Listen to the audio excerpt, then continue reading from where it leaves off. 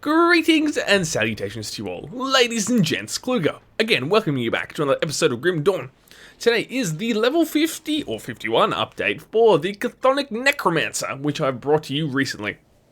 I thought this would be an appropriate time to bring you guys back in, because as you can quite plainly see, we have just absolutely destroyed Loghorien, and can access Elite Mode, which is super sick and awesome and stuff. It was really quite an easy fight, all things said and done.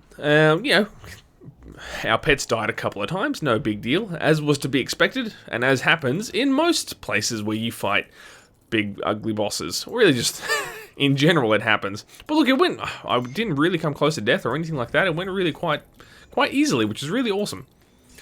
Now we get to open all the loot pinatas. Woohoo! I will shortly update you on how things are going, but since we hit level 50, things have really opened up. As you guys may know, I have been saving up particular gears specifically for this build. Level 58 being the next landmark, because I'll get a cool necklace, which maybe I'll use, maybe I'll not. This Rawari Life Cooler is actually quite nice, but hey, we'll see what happens there. That loot was kind of disappointing. But anyway, can I put my own portal down in here? Sure can't, but let's teleport out. And we'll see what Inquisitor Creed gives us back at Fort Icon. And then we will talk shop. Alright, here we go. I'll zoom out a little bit so we can see what the hell's going on. So yeah, not much stuff to do. I'll do Bastion of Chaos and that sort of thing while I am here in normal mode, of course. Maybe finish off, well, incidentally finish off, what's her name's quests? Anasteria. What do I get? Venom Lash. Ugh, come on, game. Why you do this? At last, a reprieve. Ay, where'd that go? Venom Lash. I've got this one. Oh, man. What a bummer. But yeah, anyway, level 50 has really opened things up. Yeah, as I was saying, you guys may or may not be aware that I am, what's called twinking this character, i.e. giving it gear from other characters. I do afford myself this luxury, given that I work on these builds, to do videos for you guys. If there's ever a specific challenge that calls for self-found, I of course will do so. But in this particular instance, just grinding up characters, I am indeed allowing myself the luxury of twinking. In this case, I have passed on this Black Scourge to this character, which is one of the sort of core items that inspired this build. As you can see, as well as +2s to both Bonds of Bismuel and Manipulation, which are really nice. There's a whole bunch of pet bonuses here to damage, offensive ability, attack speed, and chaos resistance. Needless to say, all very important for our pets. But it also deals a really chunky piece of chaos damage, which of course aligns with our build really, really well. And even further to this is the main inspiration behind using this item, and that's the Conjure Black Scourge, which is a 30% chance on enemy death to summon 3 Black Scourge, which are basically those little, the Roof Scourge we come up against as the player. Those little ugly teeth-looking things, and you get I think you get 3 of them at a time. I can't remember, but anyway, they spew out and they run around and gnaw at stuff, and then explode and kill lots of things with chaos damage and reduction to enemy health, which is really cool. I'm also using these Void Steel Gauntlets, also unlocked at level 50. Flat chaos damage, percent chaos damage, you can see everything here. It's a really nice weapon. +3 to Soleil's Witchfire is very, very nice. It interested me a lot. Sorry, needed a drink. Of course, Cadence is not so relevant, but there's so many other good stats here that it could not be resisted. Also, the Witchblaze, 30% chance on critical attack, aligns with our build really nicely. A bunch of fire and chaos damage. Triggers fairly often, which is really good. There's not really any other significant gear going on, besides probably the Rawari Void Seal and Life Caller, which I've got since becoming honoured with the Rovers. Both items work really well with the build. In terms of pet bonuses, chaos bonuses, all that sort of nice jazz. It's doing good things for us. Yeah, nothing else to really write home about in that regard. Attributes wise, still mostly physique, the odd point in spirit here and there, but kind of like 3 or 4 to 1 ratio between physique and spirit at the moment. Probably go even more physique later down the track. Now, the next piece I want to be using is this Will of Bismuel, which does also have pet bonuses, albeit not as nice ones, but it's also got +2s to Bonds of Bismuel and Manipulation. Chaos resistances, blah blah blah, chaos damage, but also Invocation to Chaos, which will summon Void Fiends for us, basically. Oh, it's an active skill, I would need to cast it, but it's even more pet goodness for us. You get 3 of them if I'm not mistaken, and we're only 7 levels away from wielding it. Oh, skills, we've got to talk about skills as well, bloody hell. So I've rushed to the end of Demolitionist Tree to get Brimstone. I'll put a couple points in there, and that will be it for this thing. Obviously it's max, what else can I do, but I'll probably put some more points in Blast Shield. I'll probably max Vindictive Flame, and maybe dabble with a few more points into the Fire Strike line, because we are doing a solid amount of damage in of ourselves. Fire damage is secondary, really, but I mean, the Fire Strike skill uses our main hand damage, which is really cool. Brimstone does chaos damage, so it works. Maybe some points in Flame Touched and Temper if I can afford them. And with the Cultist, I'm going to go up to Manipulation. Initially, it wasn't part of the plan, but with all the plus skills that I'm getting for it, I will probably mosey my way on up to max Occultist. Hellhound is maxed. If I swap to... Oh yeah, I found a Salazar's Sovereign Blade, which is really handy. So the Harbinger becomes really quite useful in certain situations. So I've got him there sort of as an offhand weapon, sorry, as a secondary weapon, and also +2 to summon Hellhound, which means I can summon a more beefy Hellhound when I need one. So what was I saying? Occultist. Yeah, so I've maxed out Soleil's Witchfire. With plus skills, I will probably max Second Right, because we're doing nice damage in of ourselves, which is quite important to the build. And Blood of Driga will definitely put some more points into. Devotions, we'll talk about Devotions. I've obviously finished Raise the Dead, and that's going really well. That is currently at 9 out of 15, which affords me 4 skeletons to be summoned. Oh, next level I get 5 of them. Awesome, and they live for 19 seconds as of next level. Obviously you want that to be as long as possible, and they're awesome little dudes. They can struggle to keep up in the fight. Their movement speed is not the best, but oftentimes they summon during a fight and then get in there and just whack stuff, and with all the pet bonuses going on, they do a lot of nice things for us.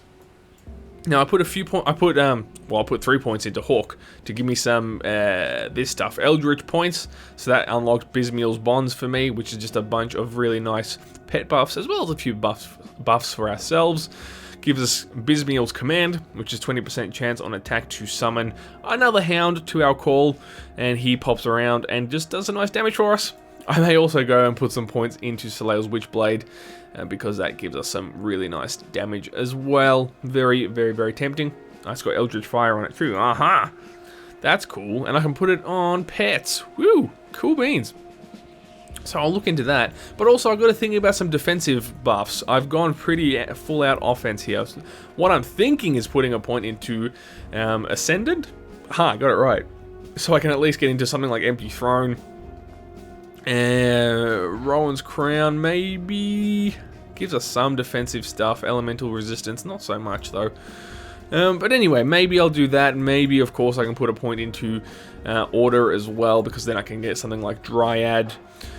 Or, I mean, I could even go blue if I wanted to. Just points. I've already got some blue stuff, so I could get like Eel. Eel gives us some defensive stats, which are not too shabby. Hound, I think, also gives us some defensive stats. So there's some options there to help us on that side of things. I should do that pretty soon. Probably after I get, maybe even before I get Soleil's Witchblade, and I'll finish off with that. One piece of gear I forgot to mention as well is I've rolled across to the Savage Relic, which is pretty nice. It gives some good pet buffs. We get the permanent pet in the Stormhound, though it's not my preferred one. I can't remember the name of the one I'm keen on. But the only reason I haven't got it yet is because it's mega expensive. It's stupid. Bugger me. But anyway, I won't bore you with the details, but it requires... part of the constituent of the one I want is the Haunt Relic, which is another Transcendent Relic, which is crazy expensive. So that's going to take a long ways to get to, but I'll work towards it. Anyway, we'll just go and we'll do a quick run around with the character itself, and I'll show you how it's all working. Some of you may think, well, going all the way up to Brimstone and trying to max that out, and, maxing out Soleil's Witchfire, why are you doing this on a pet build? But it's because it's a hybrid build. It's not just for the pets. It's for, we're trying to do damage as well. And us doing more damage lets us summon more pets. So it's this symbiotic relationship between, wanting to make sure that our pets are doing good damage, and they are actually doing really quite well. Most of my gear selections have been around pets in some way, but incidentally, we obviously get bonuses in of ourselves from using that gear, because it's not just going to be, usually it's not just straight pet gear. Yeah, obviously with exemptions. But as you can see, the build in of itself plays pretty simply. I normally, when I'm concentrating, send the pets in first, and then I try to work off the fringe and just pick off the weaklings, basically. Because if I can just pick off weaklings one at a time while everyone else tanks for me, I can just keep summoning Black Scourge and Skeletons, and just keep the army ticking over. So as you can, I'll try to demonstrate just by working around the edges with Chaos Strike. And now I've got a couple of Rift Scourge, I've got a couple Skeletons, and now they all pile in on these bunch of chumps. Now I killed another one, and I get another Skeleton, and the cycle of life continues. The circle of life.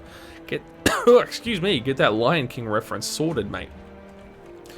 So, bang, of course we'll often open with the old flashbang to get dudes stunned up real nice.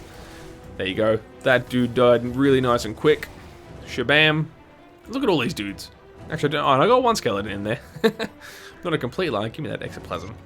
Ooh, yeah. So it's it's not a complicated build or playstyle. You just get the pets in there, help them out, get some summons, and everyone is dandy. There you go. It's one Black Scourge at a time. But if they can get into the fray before they die, they do that nice little explosion on death, and it causes problems. So there you go. I should probably show the on-sheet DPS. What are we at?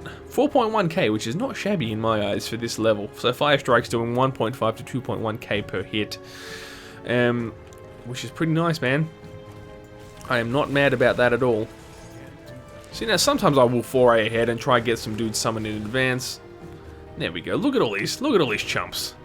It's a proper army, that is, man. And once we get to level 58 and can summon the extra chthonic chumps, what are they called? The Void Fiends. It's going to be awesome. Ouch. Now we are a bit squishy, of course. I'm using an offhand. For now, I'm using Wormclaw, but I'm using an offhand caster offhand. That's what I'm looking for. Because the buffs are more important than our survivability. It's still a pet-focused build, but I'm just trying to make sure we do enough damage to get more pets. So it is still pet-focused in that roundabout sort of way. Even though our pets are really doing most of the damage and the tanking. And Cat is bumping my microphone. What are you doing, Cat? One final thing I guess I should show, pet stats right now. So as you can see, like 258% damage, 66% life, some good resistances, some good movement speeds. So that they're still being the primary focus, yet we're still able to deal pretty solid damage. And Chaos Strike, let's check how much Chaos Strike is doing right now. If I bind it to my right mouse, it can do up to 6.3k damage, which is pretty nice, man. I am not mad. So there you go. Next update, ladies and gents, I'll probably go through, Bastion of Chaos, like I mentioned, and start off Elite. We'll get to try to get to level 60 or so. That'll be the next significant milestone, because we should have some new gears at our disposal, rather, and we will take it from there. Let's kill this last group of chumps. Shaboom. Awesome. Alrighty, ladies and gents, I hope you enjoyed this little video of mine. If you have any thoughts or suggestions around how to improve this build even more, do let me know. Otherwise, just leave a like, subscribe if you haven't. Oh my god, subscribe if you haven't. And I hope to see you again next time. My name is Kluger, and you have a fantastic day.